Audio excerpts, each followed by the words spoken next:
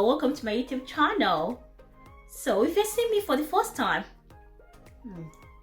welcome. My name is Ngozi. I'm a mother of a very beautiful baby girl and a wife, a Nigerian YouTuber based here in the USA. So on this channel we talk about real life stories and trending news, so stick around.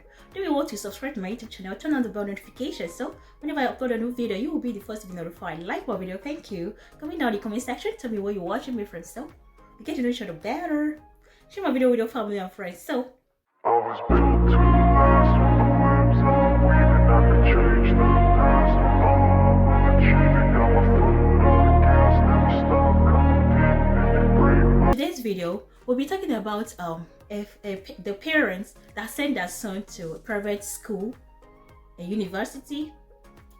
The parents from Kaduna to Port Harcourt. So the parents are based in Kaduna in Nigeria, and they send their son to Port Harcourt to go study medicine in a private university, and it's gonna take 7 years for him to become a graduate. So the parents, in their little mind, they're about making they have a doctor in making, right?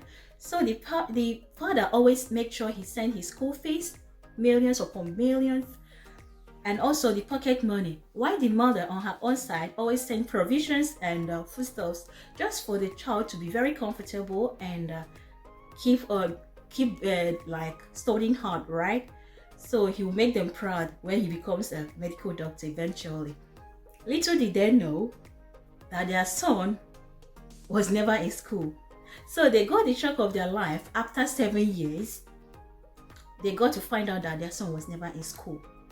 So the father told his son that he should leave his house, because if we ever set his eyes on him, he's gonna delete him, like off him, and go to jail. So the mother told the son to go stay with her relative for now. So in this case, you ask, who is to be blamed? A parents doing their best to see their son through school, to make sure that he becomes somebody tomorrow, and their son went to Port Harcourt.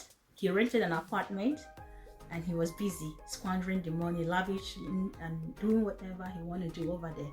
Only God knows what he does. I don't know. So in this case, you get to ask the parents, 7 good years. 7 years is not just 7 days, right? It's not 7 months either. So does it mean that in these 7 years they have never for one day gone to visit their son in school?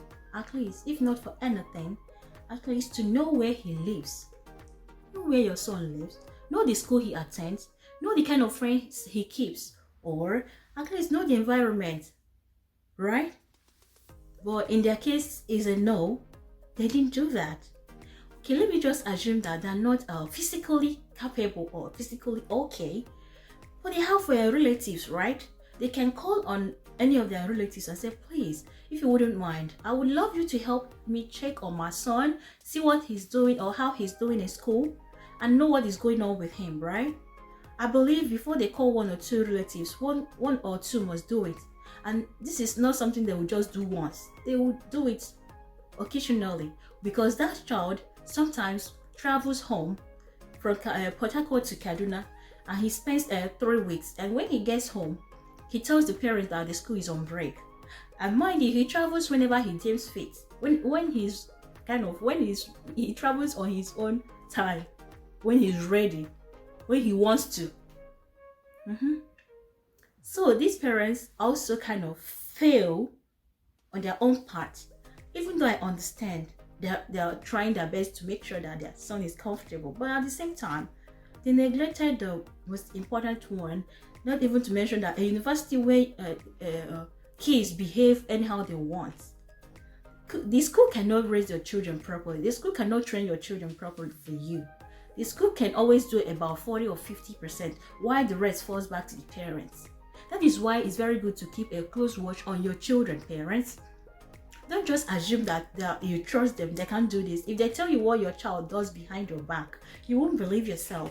That is why it's always very, very good. Always look out for your children and know what is going on. See the kind of friends they keep. It's very important. But some parents doesn't care about that. They don't even reason that way. Some of them think that money is everything. I keep on saying this. when it comes to raising your children, money is never and can never be everything, because those children need something way more than that money.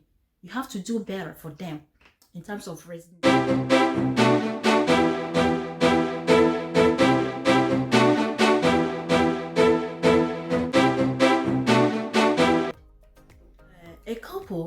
A Nigerian couple resigned from their job in Nigeria and they relocated to UK in search of greener pasture, I think. So when they got to the UK, the wife became a student while the husband became a dependent man. He refused to get a job. In his and I'll quote, in his own word, he said, and I'll quote, he cannot do anyhow job.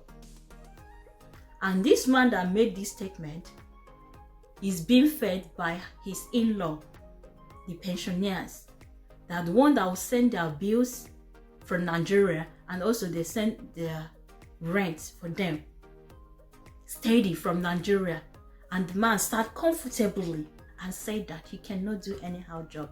Excuse you, please, who are you? You cannot do anyhow job, please.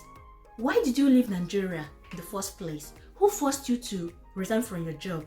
If you cannot do anyhow job, why did you not plan your future ahead? Or did you not know you're about to relocate? Or did you not know that once you leave your comfort zone to another area, that is more like you starting your life all over again, and it's never gonna be easy.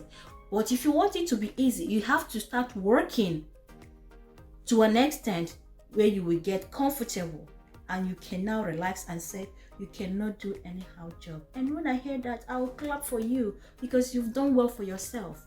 Excuse you? You can't even feed yourself and you open your mouth, nya nya nya nya nya. You cannot do anyhow job.